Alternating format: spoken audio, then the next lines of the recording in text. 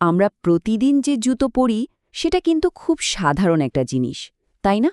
কিন্তু এটা আসলে শুধু পা ঢাকার জিনিস না। এটা আমাদের রুচি, সংস্কৃতি, এমনকি সামাজিক মর্যাদারও একটা চিহ্ন। চলুন আজ আমরা জুতার হাজার হাজার বছরের সেই লম্বা আর মজার ইতিহাসটা একটু ঘুরে দেখি। আচ্ছা, কখনো কি ভেবে দেখেছেন এই যে পায়ে জুতোটা পরছি, এটার শুরুটা হলো কোথা থেকে? কোত্থেকে এলো এটা? চলুন তো এই সহজ প্রশ্নের উত্তরটাই আজ খুঁজে বের করি, একদম ইতিহাসের ভেতর থেকে। গল্পটা শুরু হয়েছিল অনেক অনেক আগে, প্রায় ৫,০০০ বছর আগে। তখন মানুষ প্রথম ভাবল পাটাকে তো বাঁচাতে হবে। তখন সম্বল বলতে কি ছিল? ছিল শুধু গাছের পাতা, ঘাস আর পশুর চামড়া। ব্যাস, এগুলো দিয়েই কোনো মতে পাটাকে ঢাকার ব্যবস্থা হলো। উদ্দেশ্য একটাই, পাকে বাঁচানো। আর সেই পাতা ঘাসের জুতো থেকে আজ আমরা কোথায় এসে পৌঁছেছি ভাবুন তো একবার। এখনকার জুতোতে সেন্সর আছে, জিপিএস আছে, মানে যাকে বলে স্মার্ট শু। এই যে বিশাল একটা লাফ, এটাই তো বলে দেয় জুতার ইতিহাসটা আসলে আমাদের নিজেদেরই সভ্যতার এগিয়ে যাওয়ার গল্প। তো চলুন এই যাত্রার একদম শুরুতে ফিরে যাই, সেই প্রাচীন যুগে যেখানে জুতার প্রথম আনুষ্ঠানিক পদক্ষেপগুলো দেখা গিয়েছিল। যেমন ধরুন প্রাচীন মিশরের কথা। সেখানে জুতো কিন্তু শুধু পা বাঁচানোর জন্য ছিল না, একদমই না। এটা ছিল স্ট্যাটাস সিম্বল। রাজপরিবারের লোকজন পরতেন সোনায় মোড়ানো জুতো। দেখেই বোঝা যেত এরা সাধারণ কেউ নন। আবার মেসোপটেমিয়া বা ব্যাবিলনে কিন্তু ব্যাপারটা ছিল খুব সাদামাটা, মানে চামড়া বা ঘাসের তৈরি সাধারণ জুতোই চলত। এবার আসি রোমানদের গল্পে। ওদের সৈন্যদের জন্য একটা স্পেশাল জুতো ছিল, নাম ক্যালিগা। কি যে মজবুত ছিল সেটা, মাইলের পর মাইল হাঁটার জন্য একদম পারফেক্ট ডিজাইন। এই ক্যালিগা কিন্তু শুধু জুতো ছিল না, এটা ছিল রোমান আরবির পাওয়ারের একটা প্রতীক। এই যে টাইমলাইনটা দেখছেন, এটা পুরো ব্যাপারটা এক ঝলকে বুঝিয়ে দেবে। দেখুন, মিশরীয় স্যান্ডেল থেকে শুরু, তারপর রোমান ক্যালিগা, মধ্যযুগের অদ্ভুত ফ্যাশন, এরপর শিল্প বিপ্লব, স্নিকারের যুগ, আর এখন আমরা আছি স্মার্ট জুতার যুগে। প্রত্যেকটা ধাপই কিন্তু এক একটা বিপ্লব। আচ্ছা, এবার এমন একটা সময়ে যাওয়া যাক যখন জুতো পরার কারণটাই বদলে গেল। মানে কাজের চেয়ে ভাবটাই তখন আসল হয়ে দাঁড়ালো।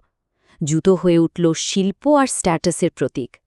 মধ্যযুগে ইউরোপে পোলেন বা পৈলেইন নামে এক সাংঘাতিক জনপ্রিয় জুতো ছিল। আর এর মজার ব্যাপারটা কি ছিল জানেন? জুতোর সামনের দিকটা ছিল সূচালো, আর সেই সূচালো অংশটা যত লম্বা আপনার স্ট্যাটাস তত উপরে। মানে জুতোর ডগা দেখেই বোঝা যেত কে কতটা বড় লোক, ভাবা যায়।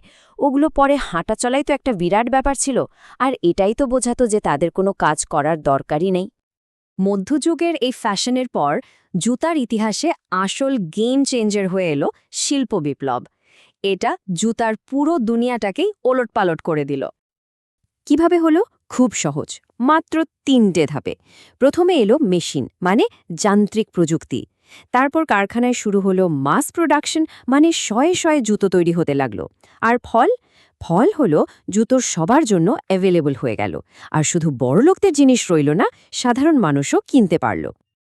এই মাস প্রোডাকশনের ফলে তো জুতার জগতে যেন একটা বিস্ফোরণ ঘটল। নতুন নতুন মেটেরিয়াল, নতুন নতুন স্টাইল। ২০ শতকের লেদার বুট, হাই হিল, আরামদায়ক স্যান্ডেল, স্নিকার্স, ক্যানভাস শু, কি আসেনি বলুন তো? মানুষের লাইফস্টাইলের সাথে সাথে জুতোর স্টাইলও বদলে যেতে থাকল। আর ঠিক এই সময়েই জন্ম নিল আজকের দিনের সব বড় বড় ব্র্যান্ডগুলোর। নাইকি, অ্যাডিডাস, রিবক, পিউমা, এরা সবাই এলো। আর এরা জুতোকে শুধু একটা পরার জিনিস হিসেবে রাখেনি, এটাকে একটা কালচারাল আইকন বানিয়ে ফেলল। তো পুরো বিশ্বের গল্প তো হলো, এবার একটু নিজের দেশের দিকে তাকানো যাক, তাই না? বাংলাদেশে জুতার পথচড়াটা কেমন ছিল, আর এখন কি অবস্থা? একটা সময় ছিল যখন আমাদের দেশে কাঠের খড়ম বা খুব সাধারণ রাবারের স্যান্ডেলই ছিল ভরসা। কিন্তু এখন এখন তো ছবিটা পুরোই অন্যরকম। বাংলাদেশ এখন জুতা শিল্পে একটা বড় নাম। এখান থেকে ওয়ার্ল্ড ক্লাস জুতো তৈরি হয়ে সারা দুনিয়ায় ছড়িয়ে পড়ছে। আমাদের দেশেরই ব্র্যান্ড যেমন বাটা, অ্যাপেক্স, বেলি, এরা এখন শুধু দেশেই নয়, বিদেশের বাজারেও দারুণ কাজ করছে।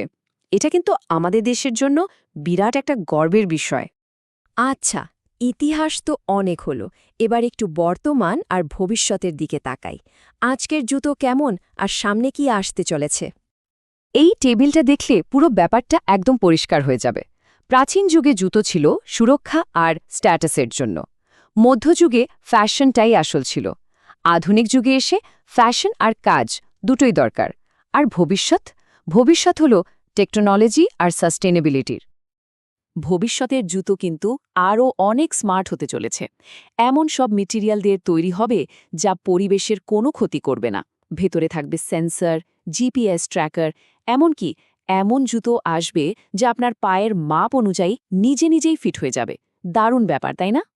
শেষ পর্যন্ত এই কথাটা দিয়ে হয়তো পুরো আলোচনাটা শেষ করা যায়।